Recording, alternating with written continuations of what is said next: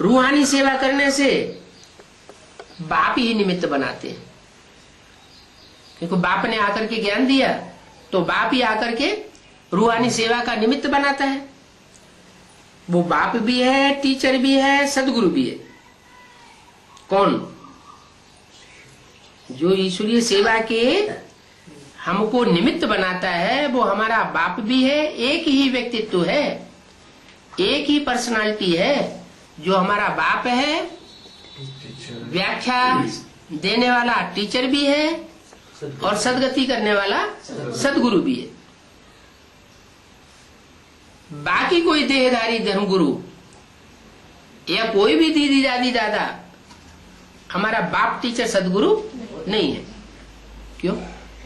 ब्रह्मा बाबा नहीं है? ब्रह्मा के तन में शिव बाबा नहीं आता क्या? नहीं आता? आता नहीं था? आता था ना। तो ब्रह्मा के तन में आता था, तो ब्रह्मा के तन के द्वारा बाप टीचर सदगुरु नहीं। टीचर इसलिए नहीं कि ब्रह्मा के मुख से जो कुछ सुनाया गया उन वाणियों का क्लैरिफिकेशन हमको नहीं मिला, पूरी व्याख्या नहीं मिली। सदगुरु इसलिए नहीं कि अभी तक भी हमारी बुद्धि मनन चिंतन मंथन में नहीं चली। कब तक? जब तक ये वाणी चल रही है। ब्रह्मा का शरीर छोड़ने के बाद भी 4-6 साल तक अवस्था नीचे गिरती रही और ही कलयुग की शूटिंग होती गई। फिर बाद में जाकर के जब से बाप का प्रत्यक्षता वर्ष मनाया गया तब से कहीं नंबरवार पुरुषार्थ अनुसार ब्राह्मणों की बुद्धि में मनन चिंतन मंथन की गति उत्पन्न हुई। मन सदगति को पाने लगा। जो मन बुद्धि दुर्गति में जा रही थी, देह और देह के संबंधों में जा रही थी, वो मनन चिंतन मंथन की दुनिया में जाने से देह और देह के संबंधों से मुक्त होने लगी। तो मन बुद्धि की सदगति शुरू हुई। उससे पहले मन बुद्धि दुर्गति में थी। एडवांस में आने से क्या होता है? बेसिक में उतनी बुद्धि नहीं चलती थी। सुनाने वाले ने सुना दिया, सुनने वाले ने सुन लिया, बाकी बुद्धि कुछ भी नहीं चलती।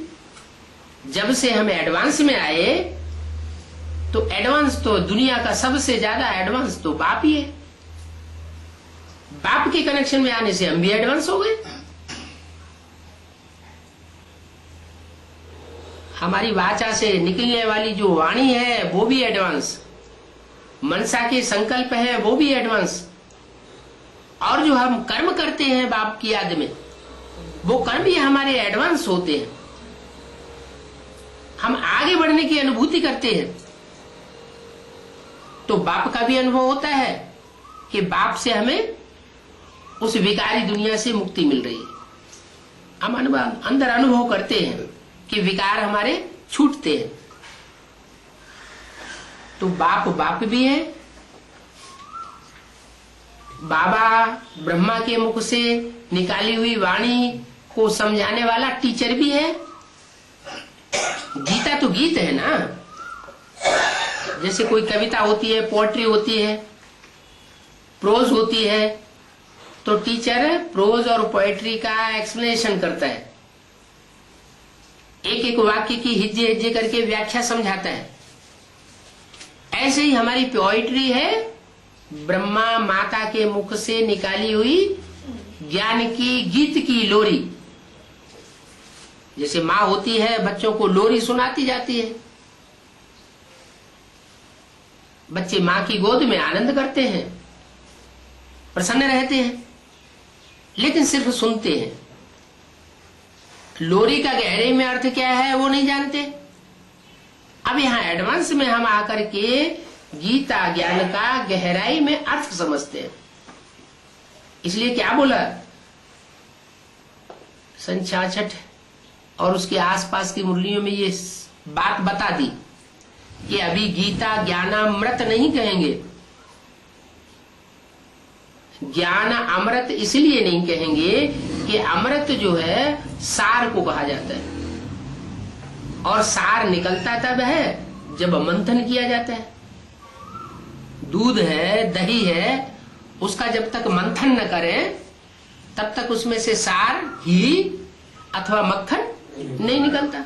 तो ऐसे ही जो गीता ज्ञान है, जो गीत ब्रह्मा माँ के मुख से शिव ने गाया है, उस गीत का अर्थ जब तक हमारी बुद्धि में न बैठे गहराई से, तब तक वो मंथन नहीं हुआ। तो एडवांस में आने के बाद हमारी बुद्धि चलने लग पड़ती है, एक एक वाक्य की गहराई में जाती है, तो मंथन होता है।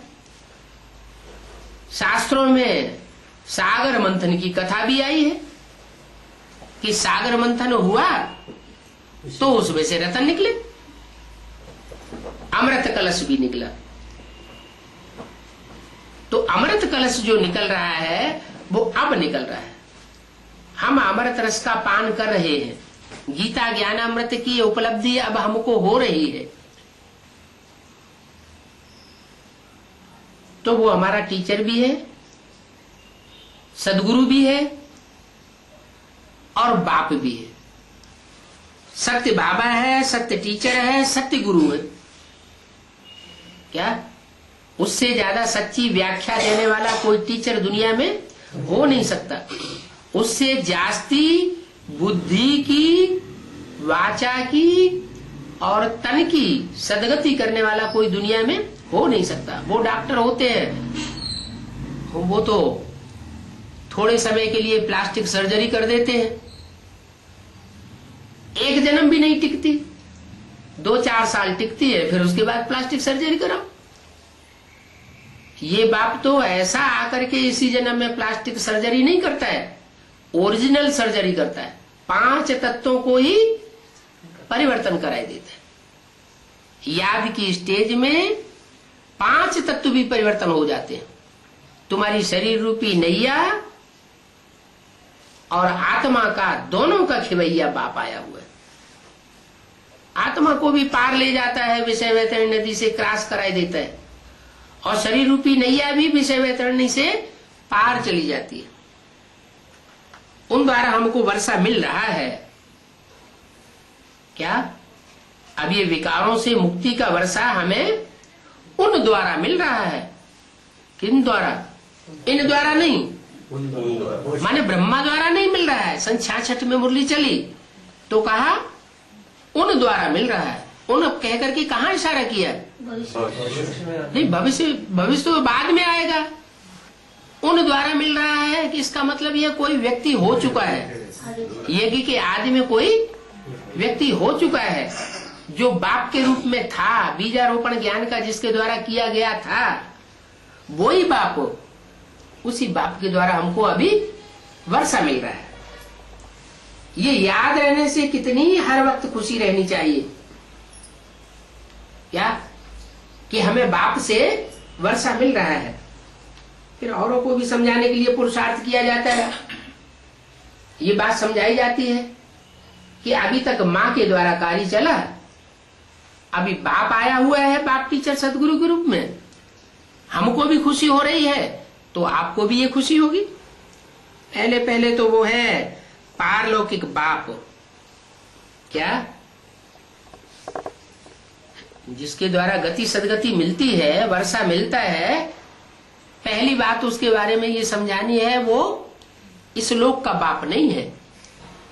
बड़े इस लोक के मनुष्य सृष्टि के पिता में आता है। जो मनुष्य सृष्टि का बाप है, प्रजापिता, उसमें आता है, लेकिन दाता जो है उसमें कोई दूसरा है। वो कौन है? Supreme soul Shiv. वो बाप बन के आता है, पारलौकिक बाप है। इस लोक का बाप नहीं है। वो सत्य शिक्षक है, सत्य गुरु है। षष्ठी चक्र के आदि मध्य अंत का ज्ञान देते हैं, इसलिए उनको ज्ञान का सागर कहा जाता है। क्या? षष्ठी चक्र के आदि मध्य अंत का ज्ञान सिर्फ इतना नहीं देते हैं, सतयुग त्रेता द्वापर कलयुग संगम युग, सतयुग त्रेता द्वापर कलयुग संगम युग, इतना ज्ञान नहीं देते हैं।